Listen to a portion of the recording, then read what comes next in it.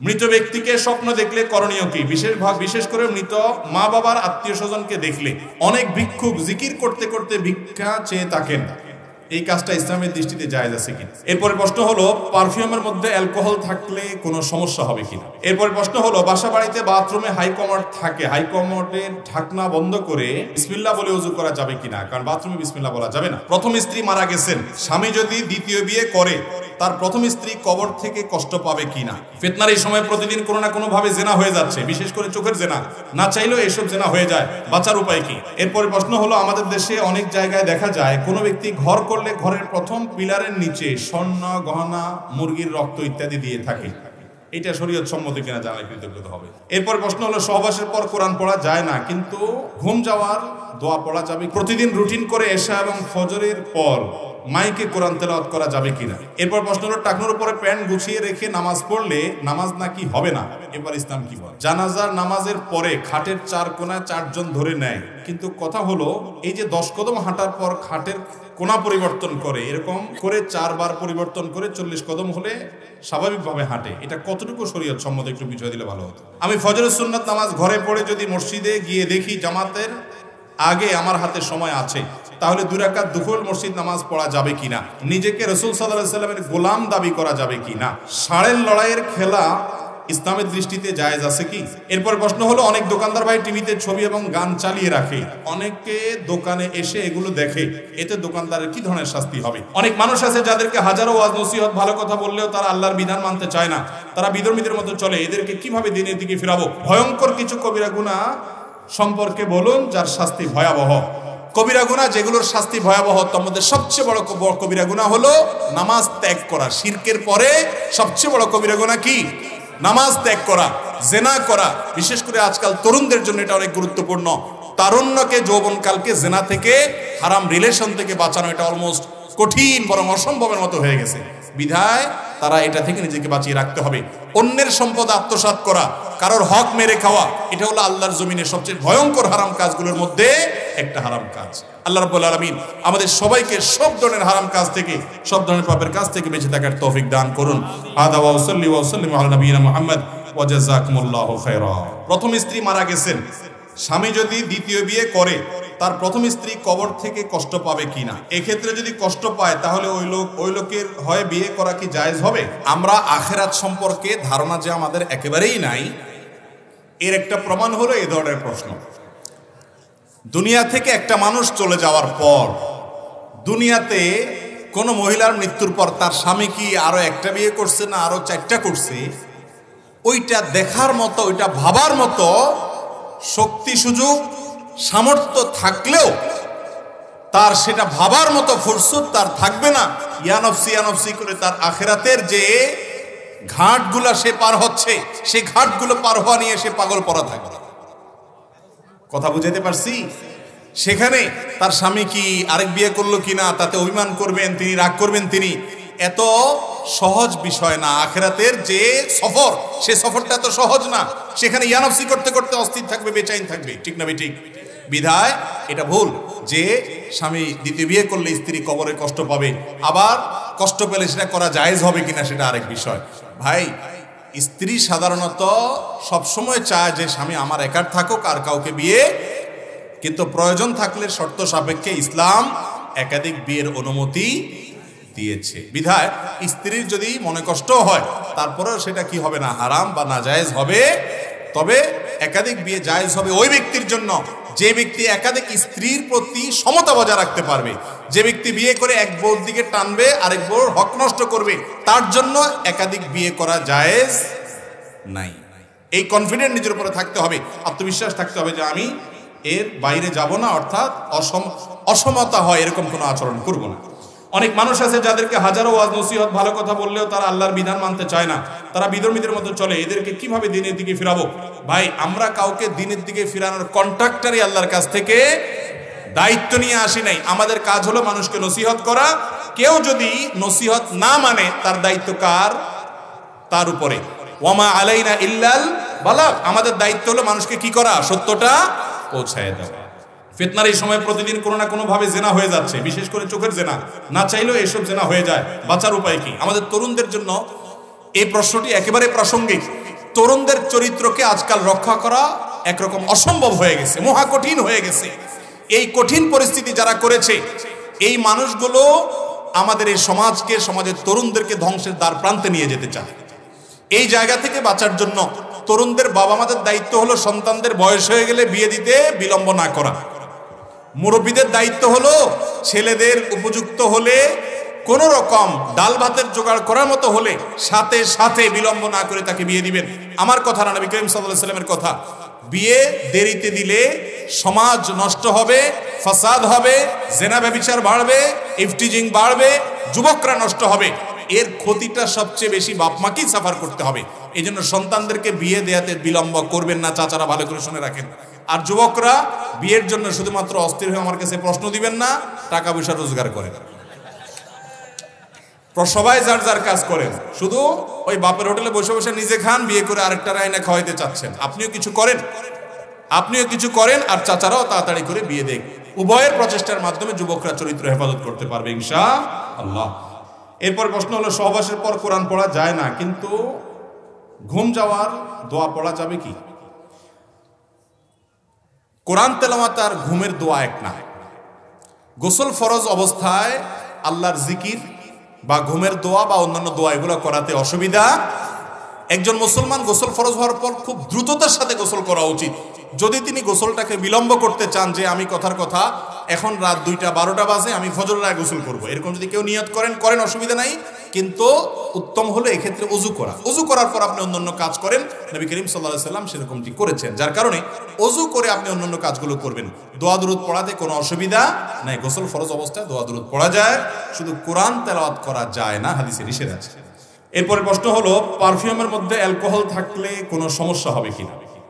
আমরা যে body spray ব্যবহার করি, এগুলোতে যদি অ্যালকোহল থাকে সমস্যা আছে কিনা? প্রথম কথা হলো, অনেক বডি স্প্রে বের হয়েছে যেগুলো এখন অ্যালকোহল ফ্রি, আর যেগুলোতে অ্যালকোহল আছে সেগুলো ব্যবহার করা যাবে কিনা এই বিষয়ে ওলামাদের দুটি মত আছে।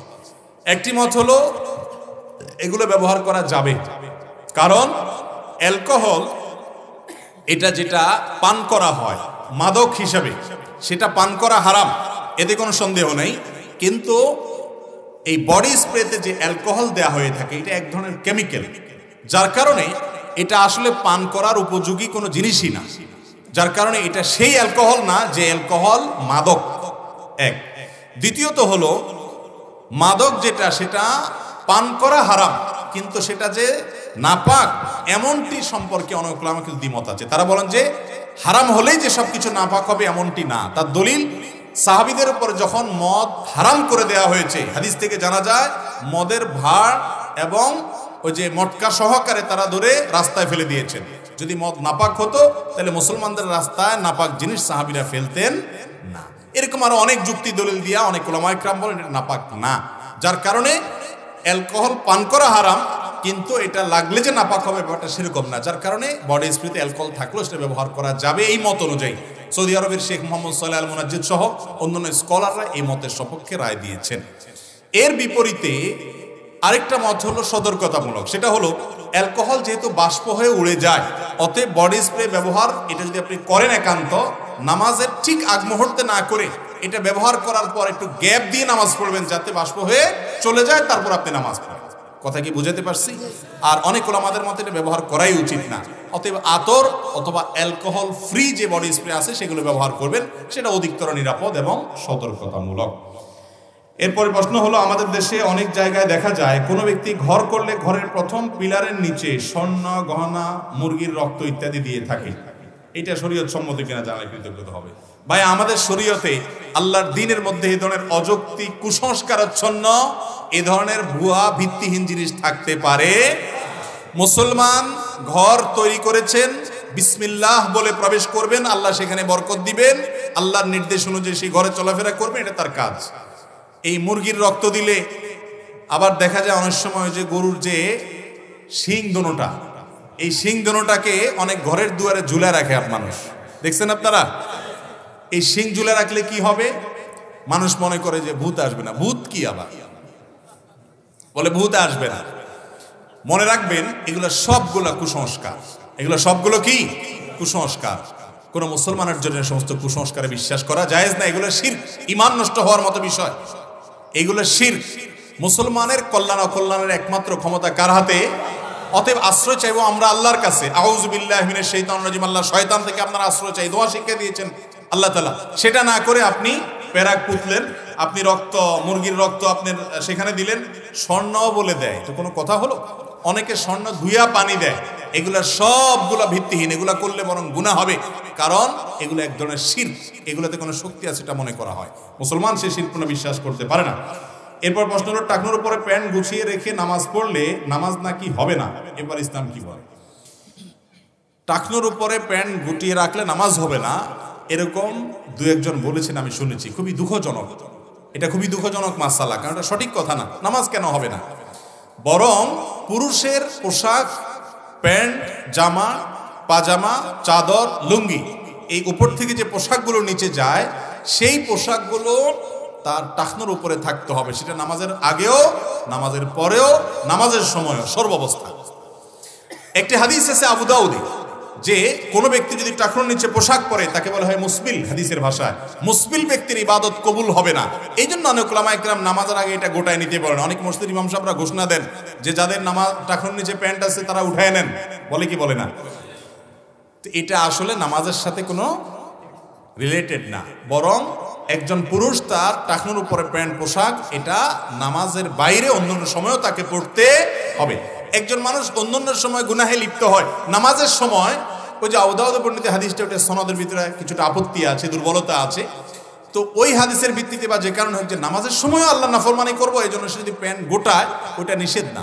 সৌদি আরবের সর্বোচ্চ উলামা পরিষদ, ফতোয়া বিষয়ক স্থায়ী কমিটির ফতোয়া, এই সবগুলোকে একত্র করলে দেখা যায় যে ওনারাও স্পষ্ট এই ধরনের প্রশ্নের উত্তরে অনুমতি দিয়েছেন যে নামাজের মধ্যে কারোর টাকনোর নিচে যদি প্যান্ট যায়, সেটাকে যদি সে গোছায় নেয় যে আমি নামাজের মধ্যে হারামে লিপ্ত থাকবো না, তাহলে এটাতে দোষের কিছু নাই, বরং এটা ভালো। কিন্তু এই ভালো কাজটা আরো ভালো হবে যদি নামাজের পরেও তিনি এইভাবে থাকেন। কথা কি বুঝাতে পারছি? এখানে একটা সূক্ষ্ম ঝামেলা আছে, সেটা হলো যারা বলছেন নামাজ হবে না, ওইটার আরেকটা ভিত্তি আছে। ভিত্তিটা হলো নবী করিম সাল্লাল্লাহু আলাইহি সাল্লাম জামার, হাতা ইত্যাদি গোটায় নামাজ পড়তে নিষেধ করছেন। আমরা অনেকে এরকম হাতা গোছায়, হয়তো ওজোর জন্য গোছাইছি, ওই গোছানো অবস্থায় নামাজ পড়তেছি, আছে না নেই? এটা নামাজের আদবের খেলাফ, শানের খেলাফ, হাদিসেও নিষেধ আছে। আপনি কোনো গণ্যমান্য ব্যক্তির সামনে যখন যাবেন তার অফিসে, তো জামাটা মেরাম গোছায় যাবেন না, বরং সব ছেড়ে ছেড়ে দিয়ে পরিপাটি হয়ে ভদ্র সভ্য মানুষের মতো যাবেন, ঠিক না বেঠিক?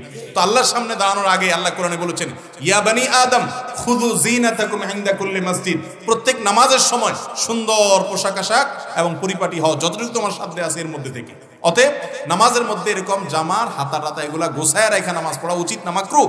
তো এই জন্য ওই প্যান্ট গোছানোটাকে অনেকে ওইটার সাথে মিলায়, ওইটা আর এটা এক না। কারণ প্যান্ট গোছানোটা তো ওই টাকনোর নিচে যে হারাম হচ্ছে, সে হারাম থেকে বাঁচার জন্য, বিধায় সেই গোছানোটা দোষের না। দোষের হলো শুধু নামাজের সময় গোছাইলেন, অন্য সময় আবার টেনে দিলেন, এটা হলো দোষ। কথা কি বুঝাতে পারছি? এরপর প্রশ্ন হলো, নিজেকে রাসূল সাল্লাল্লাহু আলাইহি সাল্লামের গোলাম দাবি করা যাবে কি না? আমাদের সমাজে অনেক লোক আছে নিজেকে বলে আমি রাসূলের গোলাম। গোলাম শব্দ, এটার আরবি একটা অর্থ আছে, আর ফার্সি উর্দুতে এটার আরেকটা ব্যবহার আছে। সাধারণত আরবিতে গোলাম বলা হয় বালককে, বাচ্চাকে, শিশুকে বলা হয় গোলাম। আর ফার্সিতে, উর্দুতে বা আমাদের বাংলা ভাষায়ও সচরাচর গোলাম বলতে বোঝানো হয় দাস। গোলাম বলতে বোঝানো হয় কি? তো আমরা তো আমাদের প্রিয় নবী সাল্লাল্লাহু আলাইহি সাল্লামের বালক, শিশু বা তার বাচ্চাও না, আর তার সে অর্থে দাস বলতে যেটা বোঝানো হয় তার দাসও। আমরা কার দাস? স্বয়ং আমাদের নবীজি সাল্লাল্লাহু আলাইহি সাল্লামও কার দাস? আল্লাহর দাস।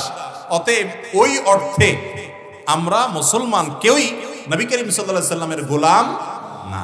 কেউ যদি নবী করিম সাল্লাল্লাহু আলাইহি সাল্লামের গোলাম বলতে বোঝান যে আমি নবীর অনুসারী, আমি নবী সাল্লাল্লাহু আলাইহি সাল্লামের কথা মতো চলি, তার কথার বাইরে চলি না, এই অর্থে নিজেকে গোলাম বলতে চান, তাহলে সেটা হয়তো বলতে পারেন। কিন্তু এই অর্থে এরকম একেবারে বাছাই করে আপনার সকল আপনার যে অর্থগুলো আপত্তিকর, সে অর্থগুলো থেকে বাঁচিয়ে এরকম অর্থ, রিজার্ভ অর্থ নিয়ে কেউ গোলাম বলে, এটা খুব জটিল এবং কঠিন বিষয়। এরকম দুষ্প্রাপ্য হওয়ার কথা না।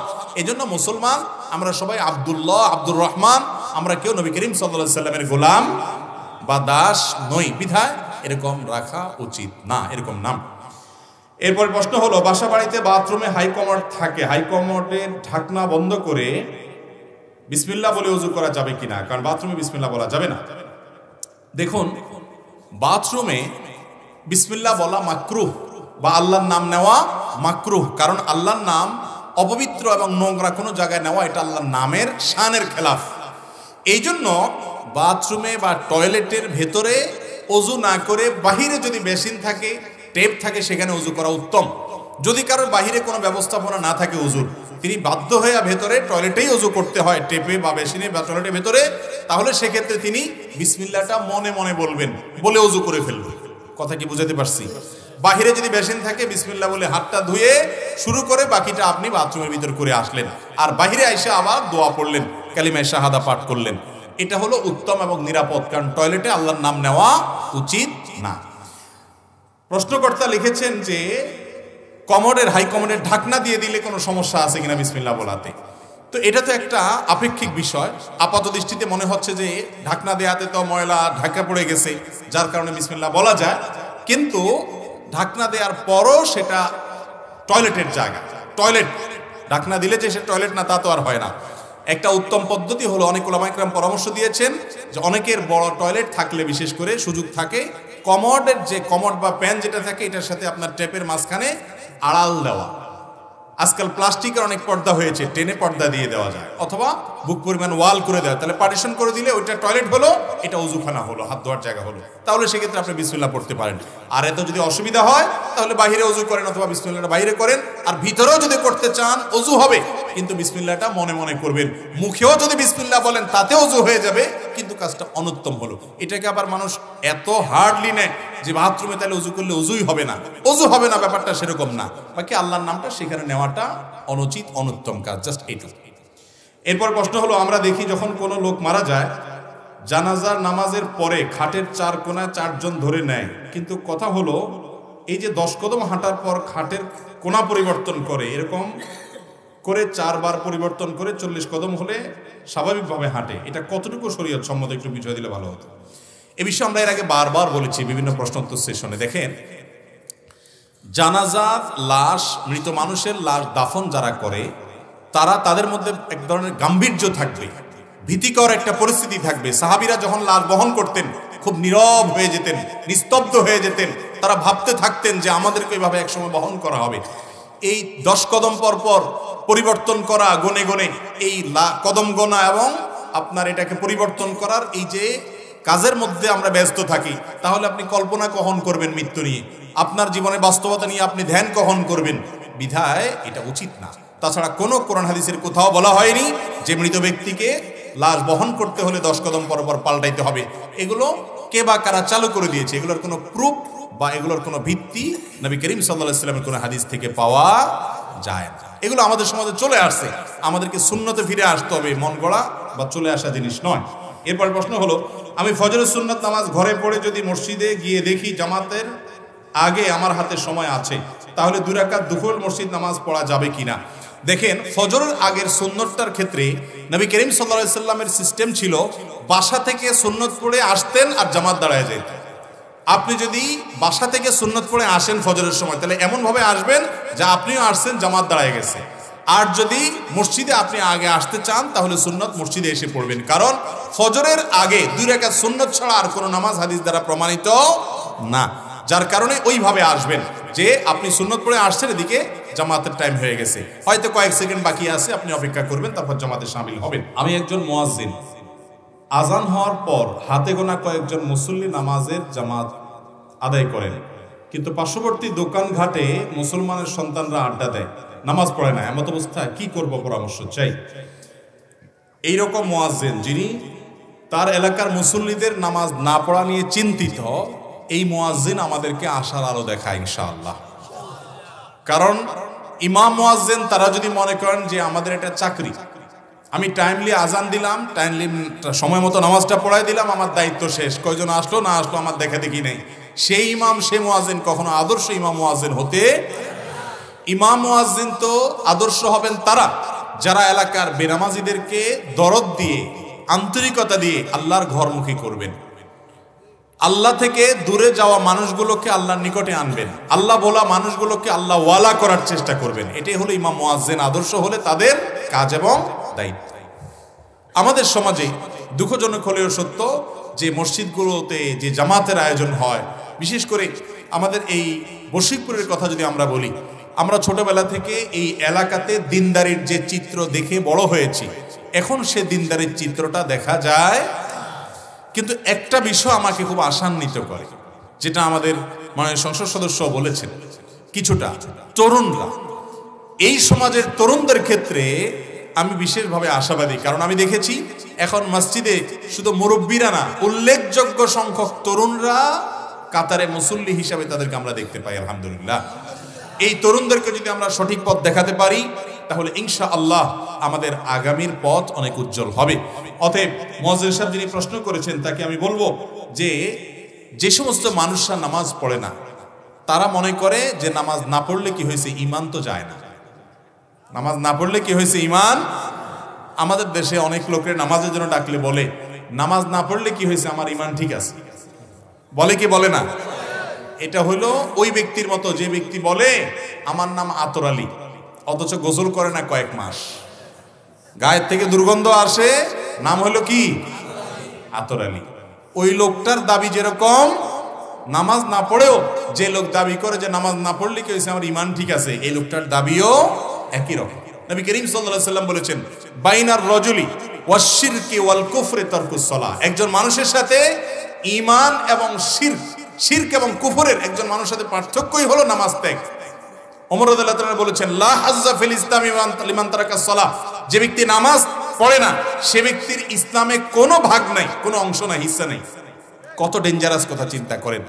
অথচ আমরা নিশ্চিন্ত হয়ে গেছি যে নামাজ না পড়লে কি হয়েছে, ঈমান আছে। পৃথিবীতে অনেক ইমামদের মতে ইচ্ছাকৃত ঠান্ডা মাথায় যদি কোনো মুসলমান নামাজ না পড়ে শুয়ে থাকে, বসে থাকে, নামাজ ত্যাগ করে, তাহলে সে কাফের হয়ে যাবে, ঈমান হয়ে যাবে। ইমাম আযম আবু হানিফা রাহিমাহুল্লাহ মত হলো, নামাজ না পড়ার পরও যদি তার ভিতরে অপরাধ বোধ থাকে যে আমি নামাজ না পড়ে কাজটা ভালো করতেছি না, তাহলে এই কারণে এর ঈমানটা আছে, একটু টিকে আছে। তার এই ফতোয়ার কারণে আমরা কিছুটা বেঁচে গেছি, না হলে অন্যান্য ইমামদের ফতোয়া অনুযায়ী নামাজ ইচ্ছাকৃত ত্যাগকারী সে মুসলমান। এই মাসআলা যদি আমরা জানতাম, বুঝতাম আর নিতাম, তাহলে সেক্ষেত্রে আমাদের সমাজে হয়তো বেনামাজি মুসলমান পাওয়া যেত। মুসলমান আবার নামাজ না পড়ে থাকে কেমনি? নবী করিম সাল্লাল্লাহু আলাইহি ওয়াসাল্লামের যুগে মুসলমান তো মুসলমান, কোন মুনাফিকও নামাজ না পড়ে থাকতো না। নামাজ পড়ে না কেউ, তার মানে সে অমুসলমান। মুসলমান কখনো নামাজ ছাড়া থাকতে পারে না। কিন্তু আমাদের শয়তান আমাদেরকে এমন ভাবে ভুলিয়ে রেখেছে, আমরা মনে করি যে নামাজ টামাজ নাই, কোনো কিচ্ছুর দরকার নাই, আমার ঈমান এত শক্ত যে এটা কোনোদিনই ছুটবে না, ভাঙবে। এটা ভুল ধারণা। অতএব ইমাম সাহেব এবং মুয়াজ্জিন সাহেবদেরকে উদ্যোগী হতে হবে। মসজিদ কমিটিতে যারা দায়িত্বে থাকেন তাদের উদ্যোগ থাকতে হবে যে ইমাম মুয়াজ্জিনরা যাতে এলাকাবাসীকে কোরআন হাদিসের আলো দ্বারা আলোকিত করতে পারেন, সেই সুযোগ, সেই ব্যবস্থা তাদেরকে করে দিতে হবে, সেই সহায়তা তাদেরকে করতে হবে। মসজিদ কমিটির কাজ শুধুমাত্র মসজিদের স্ট্রাকচারাল বাহ্যিক উন্নতি করা নয়, বরং মসজিদের মূল উদ্দেশ্য হলো সমাজকে আলোকিত করা। সে আলো যাতে হয় সেজন্য সব ধরনের সহায়তা ইমাম সাহেবদেরকে করতে হবে, এবং সেরকম ইমাম নিয়োগ দিতে হবে, সেরকম মুয়াজ্জিন নিয়োগ দিতে হবে, যিনি এটাকে শুধু পেট পালার মাধ্যম করেন নাই, বরং তিনি এটাকে দিন প্রচারের একটা উসিলা, একটা মাধ্যম, একটা প্ল্যাটফর্ম হিসাবে ব্যবহার করে গোটা সমাজকে আলোকিত করার চেষ্টা করেন। আল্লাহ তাআলা আমাদের সমাজে এরকম ইমাম মুয়াজ্জিন দিয়ে ভরিয়ে দেখ, যারা সমাজকে নিয়ে ভাবে, সমাজের মানুষকে সুন্দরের পথে আহ্বান করে। এরপরে প্রশ্ন হলো, প্রতিদিন রুটিন করে এশা এবং ফজরের পর মাইকে কোরআন তেলাওয়াত করা যাবে কিনা? রুটিন করে মাইকে কোরআন তেলাওয়াত করা শরীয়তের দৃষ্টিকোণ থেকে এটা প্রশংসনীয় বা ভালো কোনো কাজ না। অনেক কাজকে আমরা খুব ভালো কাজ মনে করি, কিন্তু ইসলামের দৃষ্টিতে সেটা ভালো কাজ না। যেমন এই যে আপনি মাইক লাগিয়ে, আমাদের দেশে অনেক সময় দেখবেন সবিনা খতম পড়ে, আছে না নাই? মাইক লাগায়া সারা রাত সারাদিন হাফেজ সাহেবরা কোরআন তেলাওয়াত করে সবাইকে শোনায়। কোরআন তেলাওয়াত আপনি করলে সওয়াব পাবেন, অন্যকে শুনাইলেও সওয়াব পাবেন, কিন্তু জোর করে কাউকে যদি শুনাইতে যান তাহলে সওয়াবের পরিবর্তে গুনাহ হবে। আমি কি বুঝাইতে পারছি? কোরআন তেলাওয়াত করা সওয়াবের কাজ, কাউকে কেউ শুনতে চাইছেন, তাকে শুনাইছেন, সেটাও সওয়াবের কাজ। কিন্তু আপনি মাইক লাগাইয়া জবরদস্তি কোরআন তেলাওয়াত শুনাইতেছেন, সেটা কিন্তু সওয়াবের কাজ না। এই মাহফিল সম্পর্কে আমরা সব জায়গায় বলি, গভীর রাত পর্যন্ত এই যে মাহফিল করছি আমরা, এটা সুন্নাহ সম্মত কোনো কাজ না, এটা নবী করিম সাল্লাল্লাহু আলাইহি ওয়াসাল্লামের আদর্শ না। আদর্শ হলো রাতে যত দ্রুত মাহফিল শেষ করা যায়, যাতে করে ফজর নামাজ পড়াটা সহজ হয়। 12টা 1টা 2টা পর্যন্ত মাহফিল হলো, এরপরে যে খেয়ে শুতে শুতে আরো দেরি হলো, ফজর নামাজ মিস হয়ে গেল। এই মাহফিল বা এই ওয়াজ শোনা বা ওয়াজ করার কোনো যৌক্তিকতা থাকতে, কিন্তু আমরা সেটাই করি। আল্লাহ আমাদেরকে হেদায়েত দান করুন। নবী করিম সাল্লাল্লাহু আলাইহি ওয়াসাল্লামের মসজিদে নববীতে একবার এক লোক জোরে কোরআন তেলাওয়াত করছে। আমাদের নবী করিম সাল্লাল্লাহু আলাইহি ওয়াসাল্লাম ওই লোকের কোরআনের আওয়াজ শুনে পর্দা সরায়া, সম্ভবত ইতিকাফে ছিলেন, পর্দা সরায়া লোকটাকে বললেন, তুমি যে কোরআন তেলাওয়াত করতেছো জোরে, তোমার এই কোরআন তেলাওয়াত কাকে শোনাতে চাচ্ছ?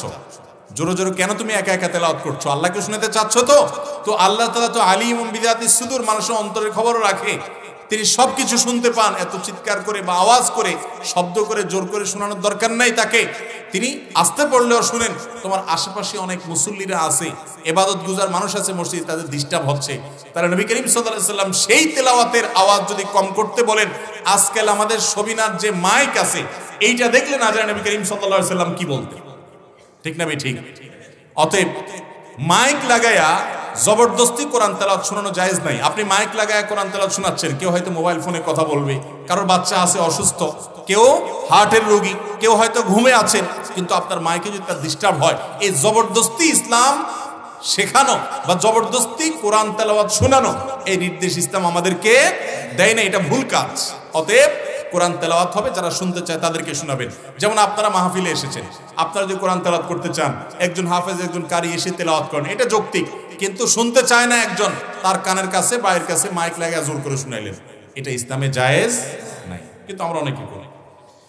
এরপর প্রশ্ন হলো, আমার প্রতিবেশী সম্পর্কে জানতে চায় কেউ, তারপরে আমি আমার প্রতিবেশী ভালো খারাপ উভয়টি বললাম, এতে করে কি আমি গীবতকারীর মধ্যে শামিল হব? না, গীবতকারী তো হবেনই না, বরং আপনি একজন ভালো মানুষ।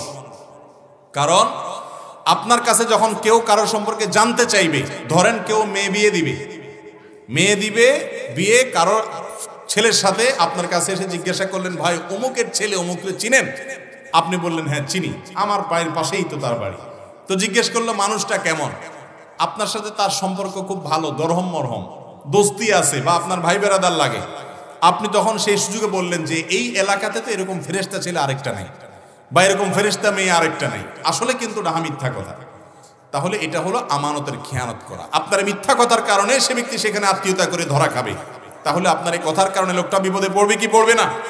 এইসব জায়গায় তার যদি দোষ থাকে, সে দোষ বলাটা বরং দায়িত্ব, সে দোষ বলাটা বরং কি, ভাই তার এই গুণ আছে, এই দোষ আছে আমার জানা মতে, যেটা জানেন সেটা বলবেন। আবার দেখা যায় আমাদের দেশে যার সাথে সম্পর্ক ভালো নাই, তার কাছে যদি জিজ্ঞাসা করতে আসে, ওই বেচারা যদি সেই লোকের কাছে যায় পড়ে, তাহলে তো সে ধরা খাইছে। ঠিক না? নাই? তখন বলে যে হায় হায় ভাই, আপনারা আর মানুষ খুঁজে পাইলেন না, এই জায়গায় আসছেন, এদের মতো অমানুষ তো আমাদের এই পুরা গ্রাম ইউনিয়নের মধ্যে আরেকটা নেই। তার নামে ডাহা মিথ্যা কথা বানায়া বলে সম্পর্কটা নষ্ট করে দেয়। আছে না নাই? এগুলো সবগুলো কবিরা গুনাহ, শাহাদাতুজ জুর, মিথ্যা সাক্ষ্য দেওয়া, এগুলা। বরং আপনার দায়িত্ব হলো যা বাস্তব সেটা বলে দেওয়া, এটা বলে দেওয়া বরং দায়িত্ব। এগুলা গীবত হবে না। একজন একজনকে টাকা হলাদ দিবে, আপনাকে জিজ্ঞাসা করছে ভাই লোকটার লেনদেন কেমন, আপনি যদি জানেন যে লোকটা টাকা নিয়ে ঘুরায় সবাইকে, তাহলে আপনি এই যে বেচারা টাকা হলাদ দিতে চাচ্ছে তাকে বলে দেওয়া যে ভাই লোকটার কিন্তু এই ক্যারেক্টার, এই চরিত্র আমার জানা আছে, এটা বলে দেওয়া বরং আপনার ইমানি দায়িত্ব। কথা কি বুঝতে পারছি? ষাঁড়ের লড়াইয়ের খেলা ইসলামের দৃষ্টিতে জায়েজ আছে কি? ষাঁড়ের লড়াইয়ের খেলা আমাদের দেশে ষাঁড়ের লড়াই হয় অনেক এলাকাতে। চট্টগ্রামে, কক্সবাজারের দিকে একটু বেশি হয়, অন্যান্য এলাকাতেও হতে পারে। আপনারা টুকটাক জানেন যে একটা গরুর সাথে অন্য গরুর লড়াই লাগাই দেওয়া হয়। লড়াই যাতে জমজমাট হয় সেজন্য লাল কাপড় দিয়ে আরো বিভিন্ন প্রক্রিয়া দিয়ে তাদেরকে নানাভাবে উত্তেজিত করে তোলা হয়, খেপিয়ে তোলা হয়, যাতে করে প্রতিপক্ষ ষাঁড়কে আক্রমণ করতে পারে। ষাঁড়ের লড়াইয়ে কি হয়, এক ষাঁড় অন্য ষাঁড়কে তার শিং দিয়ে আঘাত করে কখনো রক্তাক্ত করে, কখনো আহত করে, কখনো হয়তো মেরেও ফেলে। একটা ষাঁড়ের আঘাতে আরেকটা ষাঁড় রক্তাক্ত হচ্ছে, আঘাতপ্রাপ্ত হচ্ছে, হয়তো মৃত্যুর কোটে ঢলে পড়ছে, আর আমরা সেটা দেখে হাসি পাচ্ছি, হাসি এবং বিনোদন করছি, আমরা মজা নিচ্ছি, আমরা সেটাকে আপনার আনন্দের একটা উপলক্ষ বানিয়ে নিয়েছি। এটা কোনো সভ্য, এটা কোনো ভদ্র মানুষের কাজ হতে ইসলামী শরিয়ার দৃষ্টিকোণ থেকে এই খেলা হারাম, এই খেলা জায়েজ হওয়ার কোনো কারণ থাকতে নবী করিম সাল্লাল্লাহু আলাইহি সাল্লাম বলেছেন, ইন্নাল্লাহা কাতাবাল ইহসান আলা কুল্লি শাই। মানুষ তো বটেই, আল্লাহ তাআলা অন্যান্য প্রাণীদের প্রতি পর্যন্ত ইহসান করা, অনুগ্রহ করাকে ফরজ করে দিয়েছে। অতএব কোন পশু যদি তোমরা জবাই করো, নবী করিম সাল্লাল্লাহু আলাইহি সাল্লাম বলেছেন সহিহ মুসলিমের হাদিস, তোমরা ভালো করে চাকুকে ধার দিবে, কারণ চাকু যদি ভালো করে ধার দেওয়া হয় তাহলে পশু খুব দ্রুততার সাথে জবে হয়ে যাবে। অযথা ধোঁতা ভোঁতা এবং কম ধারওয়ালা ছুরি দিয়ে চাকু দিয়ে তাকে জবে করলে বিনা কারণে তাকে অনেক সময় ধরে কষ্ট দেওয়া হবে। এই জায়গায় পর্যন্ত নবী করিম সাল্লাল্লাহু আলাইহি সাল্লাম তার প্রতি রহম করতে বলেছেন।